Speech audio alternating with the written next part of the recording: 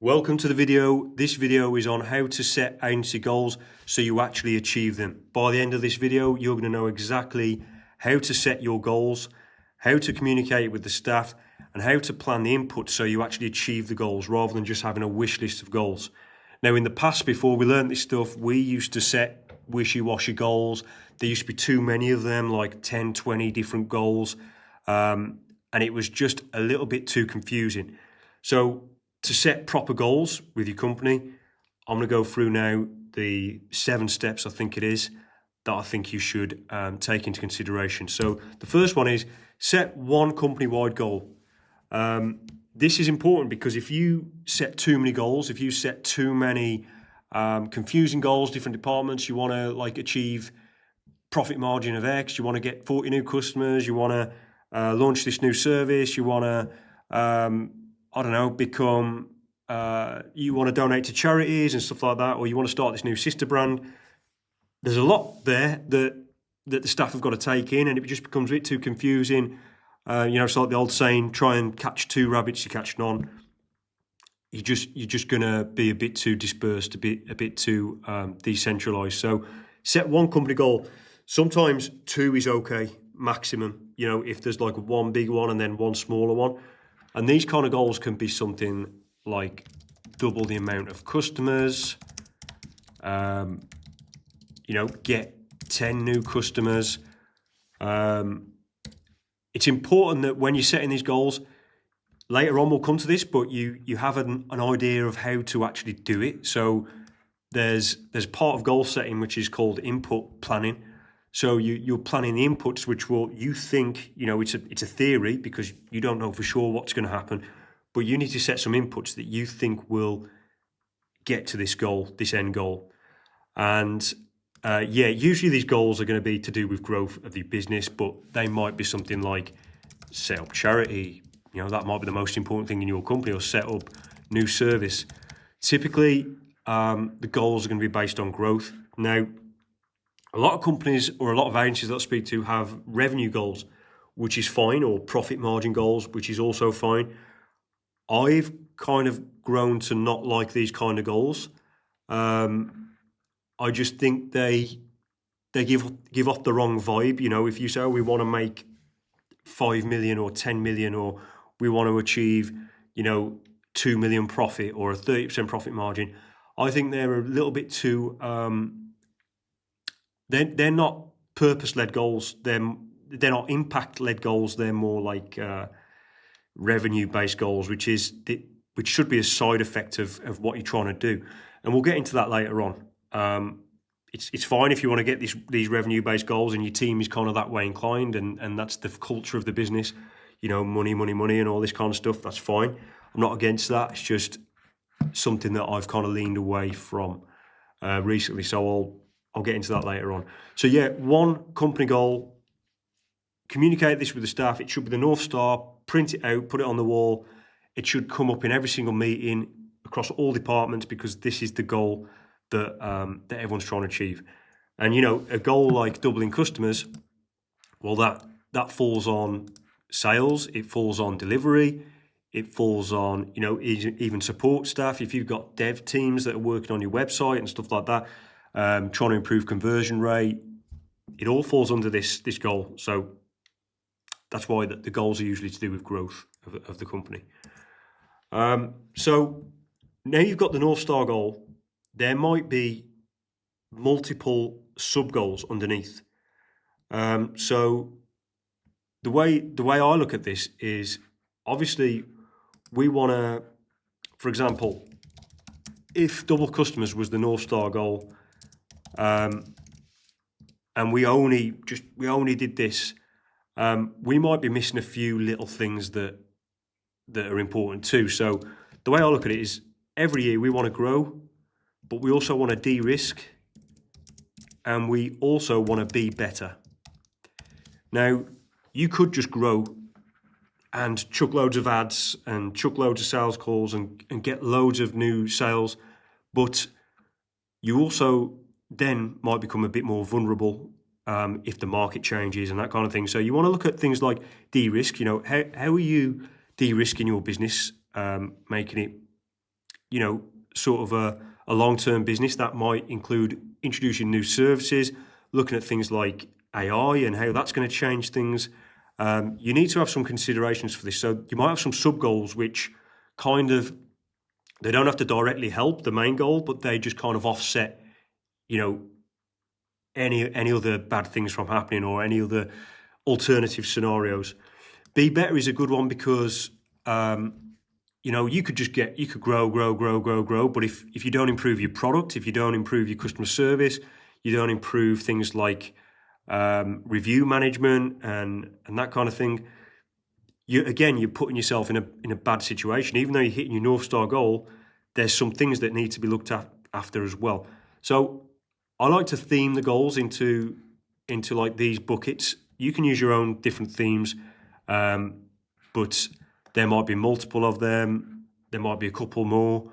They may even be separated by department or teams. But yeah, the sub goals will be less important to the whole company, but maybe the whole company should be aware of them. So yeah, they are kind of like the lesser important things, but they still need to be done. So the next thing is floor and ceiling goals. So the reason why we do this is we want to keep enthusiasm for the goal. So if halfway through the year we're nowhere near this ceiling goal or nowhere near this North Star for any of the goals or sub goals, we want to still keep a little bit of skin in the game, a little bit of motivation. So if we set a floor goal, which could be quite reasonable and realistic, there's a chance of hitting that one, which will be a nice consolation prize. So, for example, when we set a goal last year of 1,000 customers per month, which we did hit for 1 month, but it looked like we were a little bit away. We was averaging around 900, which is great improvement on the year before. But we set a floor goal of 800, which was a little bit more than what we was on. So it was definitely achievable. It was in reaching distance. But because we was hitting that, we kept our dream alive. We kept our hope alive of hitting that 1,000. So I think setting a floor goal, which is realistic, and then a ceiling goal, which is your ambition, your nice to have goal. Setting both of those is good for enthusiasm. Obviously, all the focus should be on the ceiling, but the floor goal keeps the enthusiasm there. It keeps things realistic, and yeah, it's nice to see both. So then the next one, we touched on this a little bit before, is to set impact goals, not money goals. Now, the reason why I say this is sometimes the money thing is a little bit. It just comes across the wrong way to me to say, our goal is to hit 5 million or 10 million or 20 million. Like, that's great and that's a nice financial goal, but what is your business trying to do? What's the purpose of your business? And maybe it's to help 1,000 clients with their SEO, or 500 clients with their design, or whatever your agency does. You should look at it from a non-monetary point of view and more of an impact point of view. How many businesses are you going to impact next year? With your services, how many businesses are you going to make better? You're going to help them become more profitable or get more business or whatever. I like looking at it like that. And this was a nice little image that I found. It's called Goodhart's Law. When a measure becomes a target, it's easy to be a good measure. So, if revenue becomes the target, that you can get to that revenue in really messy, scrappy, bad ways. But if your target is more about helping customers or doing the actual impact thing, then you get to it in a more healthy way. If my goal was to make £1 million personally, I could go out and rob a bank, or I could do something a little bit underhanded to get there. I could just buy loads of lottery tickets until I get there. If my goal was to help 100 people do X, I think it's a healthy way of looking at it. If you measure on the number of nails made, then you might get thousands of tiny nails. If you measure on the weight of the nails made, you might get a few giant heavy nails.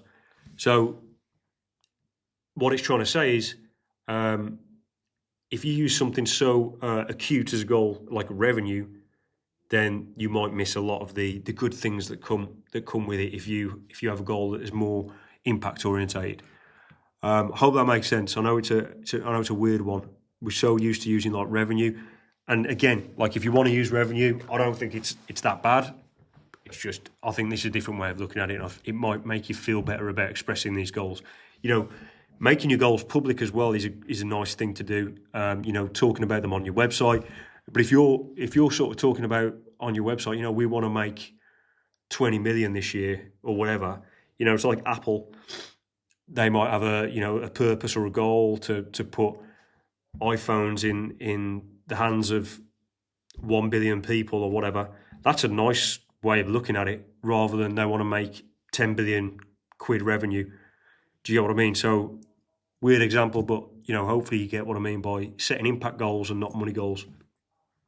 Then goals are nothing without inputs. So without input, you don't get the outcomes or the outputs. And all inputs are like habits, you know, things that your staff do every single day or every single week to keep contributing to this goal. So it's all theory. You don't know what's going to happen. But let's say your goal is to double the amount of customers, right? So you might say, right, we need to double the amount of calls that we make. Let's say you're like an outbound business where you get most of your business from like cold calling or cold emailing. You might need to double the amount of emails that you send out. So that means, you know, if you've got two sales teams members and they're at capacity, you need to hire 2 salespeople. So it becomes a bit of a plan. So your inputs are kind of contributing to this plan of doubling the customers. You might do ads, and you might be, you know, spending on Meta or whatever. So you might want to double the budget. You might want to look at the website and go, right, we need to increase the conversion rate. So you might want to look at ways to increase the conversion rate as much as you can. You know, you could say increase conversion by 25%. This is all going to help contribute to doubling the amount of customers. There might be other things you want to do, like keeping customers, like retention. Is that adding to your customer amount? Because, you know, if you're doubling the amount of new customers but losing at a higher rate, you know, then there's a problem there. So you might want to look at some retention stuff, like we want to keep the customers, so can we keep them by increasing the calls that we make with customers? So, you know, your touch points with them and keeping them happy, improving the service. So improving service, we're going to, you know, you can't just say we're going to improve the service. You got to say how you're going to do that. So you're going to say, well, we're going to, let's say you're an SEO company, we're going to use better link vendor. We're going to hire UK writers, no AI. So you can say things like this, and because these are the things that you've got a hypothesis that this will all contribute to doubling your customers, and these are going to fall under different team members, and they're going to kind of you know, it's all going to contribute in their own little way. Because doubling customers alone is such an ambiguous thing to say, and everyone can just kind of ignore it because they go, well, it's nothing to do with me. Like, but if you drill down to, okay, the guy who sends cold emails, you just tell him, right, you ain't got to worry about this doubling customers so much. All you've got to worry about is doubling the output, double the amount of emails you need to send. That might mean building bigger lists. That might mean getting more domains to put in your cold email software, etc. So these are the things I'm talking about when you do inputs. And then the next one is to set individual KPIs. So this kind of ties into the last one. So you got inputs, but we want to set some individual goals. So like there might be someone who's in charge of, for example, the website and the conversion rate. So we say your KPI is conversion rate of the website. And they might have other jobs in the business or whatever, but that's their KPI, and that's the one we're going to keep asking them about, and every meeting is going to be about, is the website conversion increasing?